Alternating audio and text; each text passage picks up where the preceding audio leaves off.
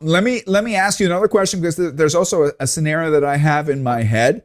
I once worked in a team in a company where we had an individual, and I'm not judging, but I'm being honest here, that had some serious psychological issues.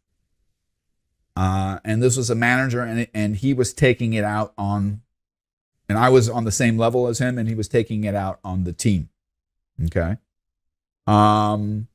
Does your competency model also identify people who have grave issues and maybe misplaced in their function?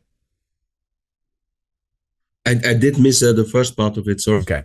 So let me make the scenario again. There are sometimes scenarios where personality and competencies are one thing, where you have people who have certain psychopathies or psychological issues, character issues, maybe even drug issues that makes them an ill-fitted for their position. So people where it's not a competency issue, maybe it is, maybe I'm using the word wrong, but where they're misplaced for the position. They just have certain personality traits which make them inadequate or misplaced for the position, right?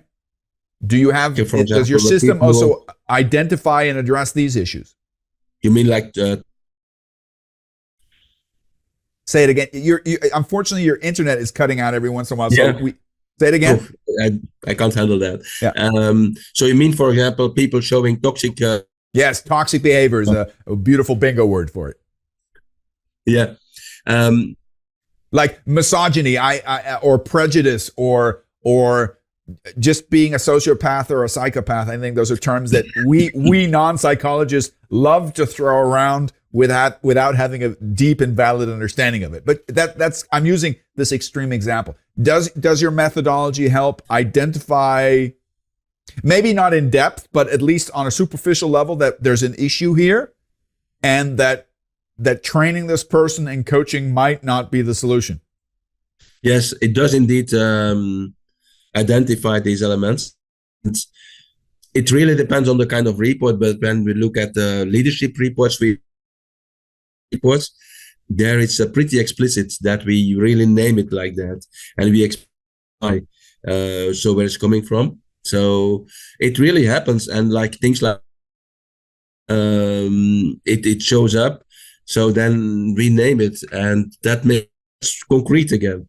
So let's take it. Let me take it one step. So you do assess it and you do identify it. How concrete are you? Does your assessment make a recommendation, and a drastic recommendation on how to deal with it?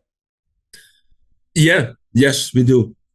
Like, for example, I'm just thinking about this entrepreneurship report which was recently created, and and there we written down that this person should avoid at any cost to be responsible for people. Oh my gosh! Wow, that's awesome. How often do you get that feedback for somebody who's higher up in management? It's luckily not so very often. Good. It really is like, some people are really not how to say, capable of dealing with people. Long time ago, I had a number of medical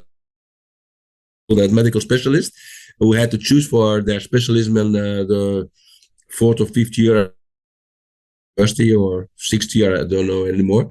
And so people filled out, and one person, I very explicitly told him, and also in the report we said, okay, really stay away from people as a doctor.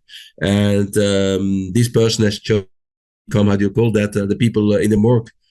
Oh, so he went to the morgue, where he was basically a pathologist, or I can't think of the English word. Or something who is really in the victims, and he really enjoys it to be alone and work with people. I think there's a long time ago I picked up a statement. I think it's a feel-good statement, and I think to a certain extent it has a deep validity, and I think it's very humanistic in its statement. And the statement was,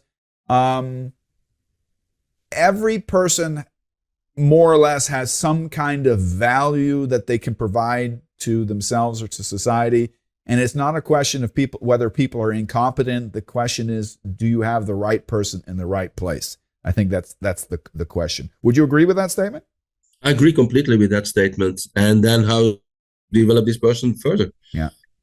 And so you don't judge if somebody's more introverted, like this example of the medical practitioner who shouldn't deal with people because maybe they're lacking the empathic competencies that would require them. Going into the morgue or maybe going into research and development would be a more appropriate thing to do. Yeah. I think in personality, it's more like you have a number of assets that you want to exploit. Yeah. And situation can be different. Yeah.